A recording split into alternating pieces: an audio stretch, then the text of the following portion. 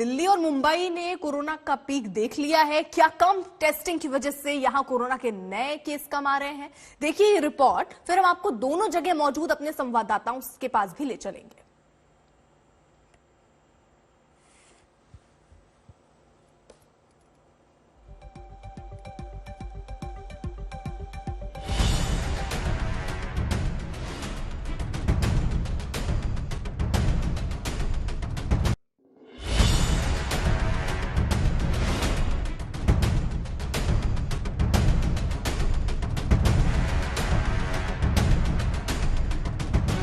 क्या टेस्ट कम करके कोरोना संक्रमितों की संख्या कम दिखाने के प्रयास चल रहे हैं?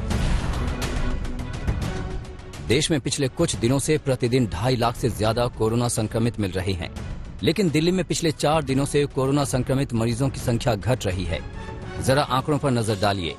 13 जनवरी को 28,867 नए संक्रमित पाए गए थे। 14 जनवरी को नए केस घटकर 24,383 पर आ गए। 15 जनवरी को इसमें और गिरावट आई, 20,718 नए केस आए और 16 जनवरी यानी कल नए केस की संख्या 20,000 से नीचे आ गई। कल दिल्ली में कोविड के 18,286 नए केस आए। क्या ये केस नाइट कर्फ्यू या पाबंदियों की वजह से गिरे हैं? हो सकता है कि ऐसा हुआ हो, लेकिन एक और बड़ी वजह प्रत्यक्ष रूप से सामने आई है, वो है कोरोना टेस्टिंग में लगातार गिरावट। 13 जनवरी को 98,832 लोगों ने कोविड टेस्ट कराया था। 14 जनवरी को 79,578 लोगों ने टेस्ट कराए। 15 जनवरी को कोविड टेस्टिंग घटकर 67,624 पर आ गई। 16 जनवरी को 65,621 लोगों ने टेस्ट कराया। यानी कोविड टेस्टिंग लगातार कम हो रही है। यानी ऐसा लग रहा है टेस्ट में कमी का असर कोरोना केस के आंकड़ों पर पड़ रहा है। हालांकि दिल्ली सरकार अपना पीठ थपथपा रही है। 20,718 पॉजिटिव केसेस आए, पॉजिटिविटी 30% थी और 30 डेथ थी। हमारे जो बेड ऑक्यूपाइड हैं वो 2600 बेड ऑक्यूपाइड हैं और लगभग 13,000 बेड अभी भी दिल्ली के अस्पतालों में खाली हैं। परसों के मुकाबले में कल केसेस काफ़ी कम है। पिछले 2 दिन से पहले एक बार 28,000 आए थे, फिर उसके बाद 24, फिर उसके बाद 20, तो लगातार तीसरा दिन था कि जिस दिन केसेस कम हो रहे थे। और आज का जो डाटा हम कंपाइल कर रहे हैं उसमें लग रहा है 17,000 के केस लगभग आने चाहिए। वीकेंड कर्फ्यू का असर हुआ है और इस वजह से कोरोना कंट्रोल हुआ? बिल्कुल। देखिए नाइट कर्फ्यू है, वीकेंड कर्फ्यू है। हमने सारे कहते हैं एजुकेशन इंस्टीट्यूट बंद करे हैं, इवन और किया है दुकानों के लिए, रेस्टोरेंट बंद कर दिए, उनका बिल्कुल असर पड़ रहा है।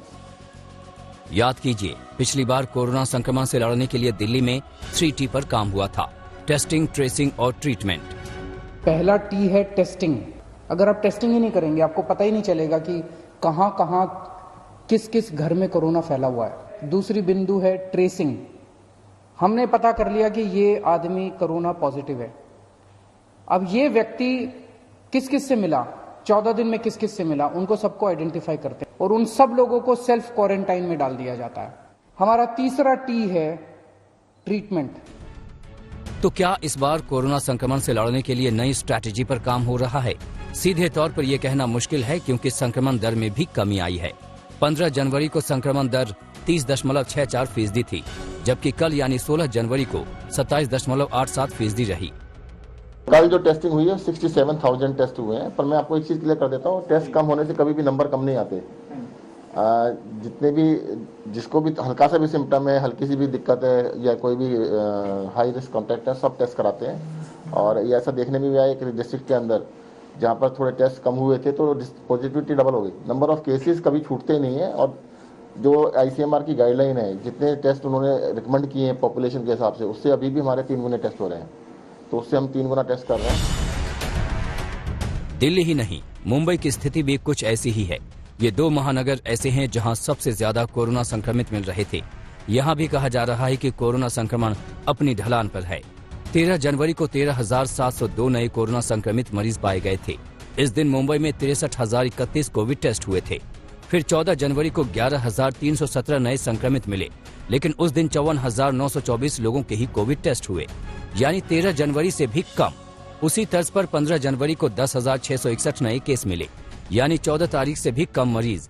तो इस दिन 54,558 लोगों ने टेस्ट कराया था, यानी टेस्ट कम हुए तो संक्रमित कम मिले।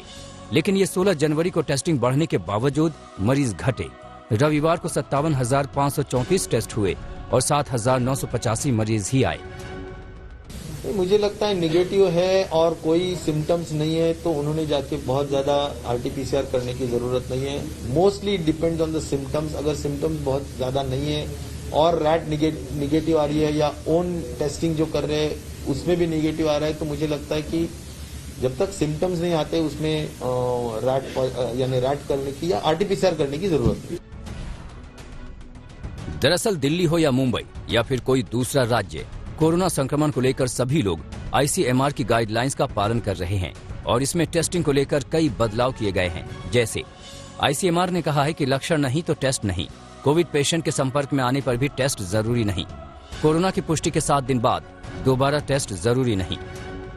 आईसीएमआर गाइडलाइन के अनुसार अब एसिम्प्टोमेटिक लोगों का टेस्टिंग की जरूरत नहीं है। एसिम्प्टोमेटिक कॉन्टैक्ट्स की टेस्टिंग की जरूरत नहीं। किसी कोई बीमार है तो उसके जो कॉन्टैक्ट्स है एसिम्प्टोमेटिक होता था, पहले वो टेस्ट होते थे तो इसलिए वो टेस्ट नहीं हो रहे हैं। अब जो टेस्ट हो रहे हैं वो सिर्फ सिम्प्टोमेटिक मरीज जिनको माइल्ड है या मॉडरेट है, जिसको खांसी है, बुखार है, जुकाम है, सर दर्द है, पैर दर्द है, उनकी टेस्टिंग हो रही है। इसीलिए इसकी पॉजिटिविटी भी बढ़ेगी क्योंकि सिम्प्टोमेटिक लोगों की आप टेस्टिंग करेंगे तो उसमें ज्यादा लोग पॉजिटिव टेस्ट आएंगे। ये बिल्कुल तय बात है। मतलब ये कि अगर किसी को संक्रमण है और उसमें लक्षण नहीं है तो वो कितने भी लोगों को संक्रमित कर सकता है क्योंकि टेस्ट होगा नहीं और पता चलेगा नहीं। दिल्ली से सुशांत मेहरा, श्रुतिका और मुंबई से पारस धामा के साथ आज तक ब्यूरो।